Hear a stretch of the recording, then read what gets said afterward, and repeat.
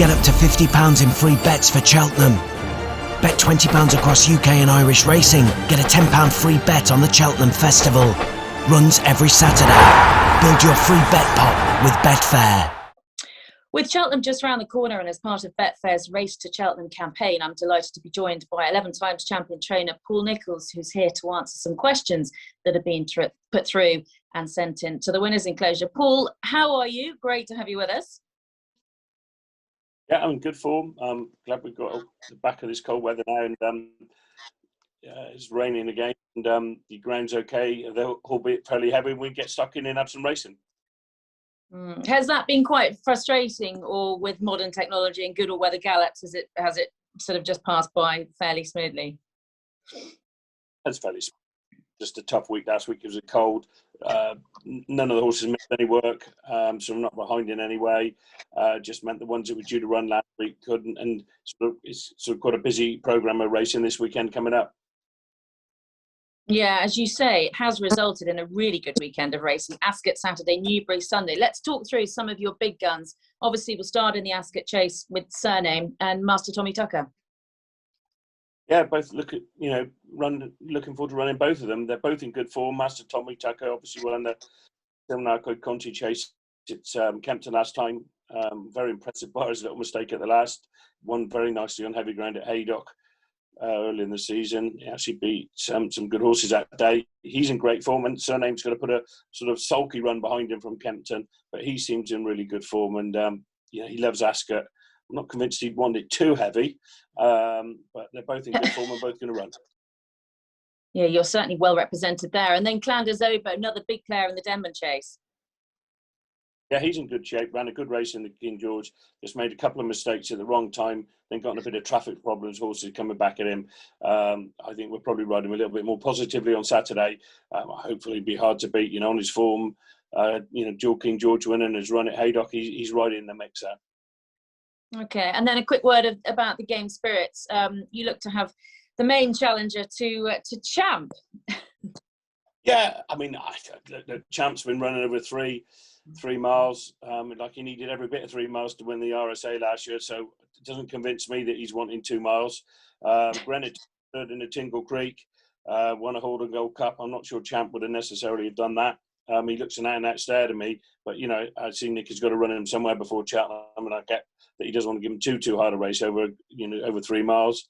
But a stay is a stay. You can't suddenly overnight make them a sprinter, and I'd like to think Grenadine will be very hard to beat. We've kept him fresh since Tingle Creek. He's an improving young horse, and looking forward to the race.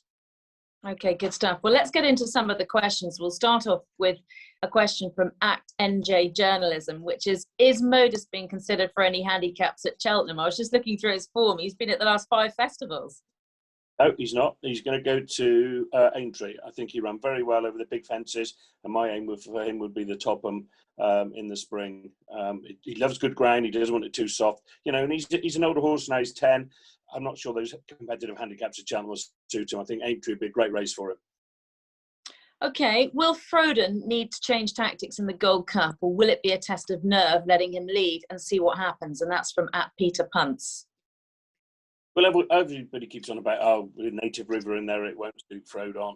But you don't have to make the running with him. I mean, you could just, Native River wants to go good gallop and set it up for everybody, then fair enough. We just get a lead off him in a little bit of space and just ride him accordingly. You just go into each race and ride how you feel. We weren't necessarily going to make the running in the King George. It just happened and he got a soft lead. I mean, I think Native River will need the ground very, very testing there at Cheltenham to bring out the best of him. If the ground's goodish, he'll probably back foot a little bit. It may not suit him. But he's a horse now. Frodon, he's had all sorts of different experiences. He's won round Cheltenham 6 times. Doesn't really mind how he's ridden, but he'll go forward. Of course he will. But he doesn't have to get involved in a scrap with Native River or whoever else. Okay, we've got an interesting question from Aaron Cash. A well-handicapped horse for Cheltenham, and what will it run in? Horse I think he's got a nice handicap mark. He's called Safefield Harvest. Very nice horse. He just beat ahead the other day at Wincanton. I think he went up £5 for that. I thought he might have gone up a little more. He's rated 135. So it's a little bit of a dilemma. Will 135 get in the race? The last couple of years it would have done, and then there was 2 or 3 years it wouldn't have done. So I've got to make my mind up whether I let him run at Newbury on Saturday, take the chance of winning and going up, I don't know, 7 or 8, or running really well and going at 3 or 4 pound. It's a difficult one. I need to study it, but I think at 135, I think there's a better horse than 135. And wouldn't surprise me in a year's time if he was a 150 plus chaser. Okay, a question from Joe Macker. You've got a good record in the Grand Annual. Who is your best chance in this year's renewal? It's a funny race. Obviously, all the handicaps haven't shut yet. I think might run okay if it's soft. His horse called Ashore of Andy Stewart's was very good form earlier in the season, kept on improving. We all thought this would be a good race for him. So he's had a long break through the winter. He's come back. He's going to go to Font 1 next week. He could be a nice each-way chance. Question from Kyle Dixon. If you were asked to have a bet in this year's Gold Cup, who would your money be on? Well, I think I'd back Frodo. You know you're going to get a good run for your money. He's a good price. He loves Cheltenham. He's a Ryanair winner. He carried a top weight in a handicap there in the season. I think each way he's good value. Okay, you might have already slightly answered this because it's not dissimilar to a question before, but this one from Lily Clymer. What horses would you say you've kept under the radar for Cheltenham? Not a case of keeping them under the radar these days because, end up with a decent mark to get in some of the races. We just said, like with Southfield Harvest, he's on the border of getting in. So it's not easy. He probably is the one, possibly Ashford, or not racing through the winter, but it's hard to keep them under the radar because you've got to show your hand a bit to get in the races. Yeah, sure.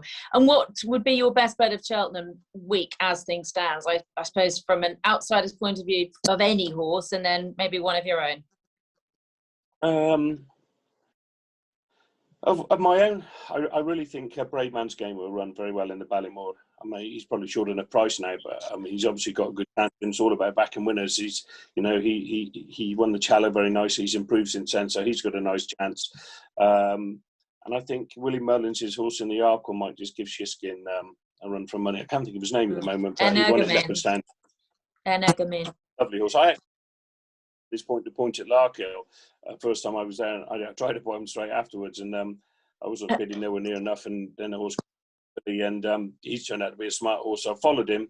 He's by Denham Red, who's an interesting sire, and I followed him from the start. And I think he'll go very well in the Arkle. So if I was going to bet one outside of mine, it'd probably be him. Yeah, it's an intriguing clash, isn't it, that race? Who I should say, is the most exciting horse in the yard that we may not have seen on a racecourse yet? This is from James Mackey. Be difficult. I think most of the ones that we end up have got chances of running big races probably run by now. We've got some lovely novice hurdlers this year and some lovely bumper horses. I think a horse for the future won't be for necessarily this season, but I think would be very good over as a novice hurdler next season. He's already won his bumper at Newbury. His horse called Petrosian. He's a lovely horse. As I said, he won at Newbury in the autumn. He may have one more. He will have one more bumper run in the spring. Don't think it'll be at Cheltenham, but he's a horse to follow, Petrosian.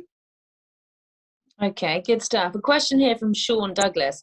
Horse that you've had in the yard that you thought was a superstar, and for whatever reason, it just completely disappointed. One that does disappoint me is Danny Kerwin. We thought he was going to be a superstar.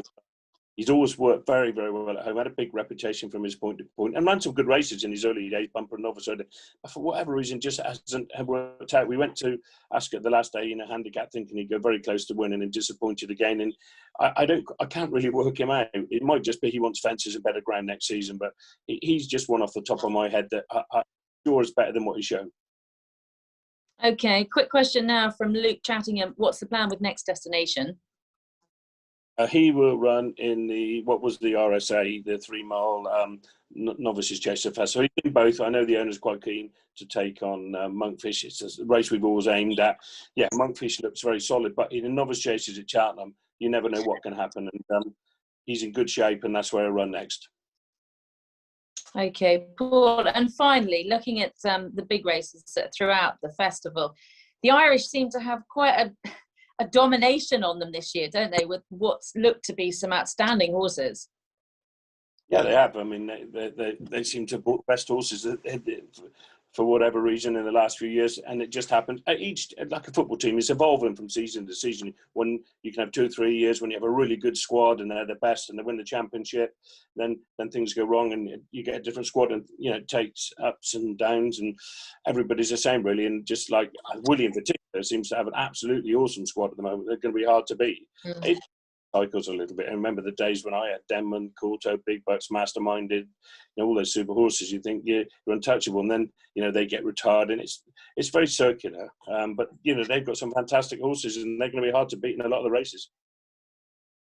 Well, Paul, thank you very much indeed for your time. We wish you all the very best for Cheltenham, and of course the build up over the next 3 or 4 weeks towards it. Get up to £50 in free bets for Cheltenham. Bet £20 across UK and Irish racing. Get a £10 free bet on the Cheltenham Festival. Runs every Saturday. Build your free bet pot with Betfair.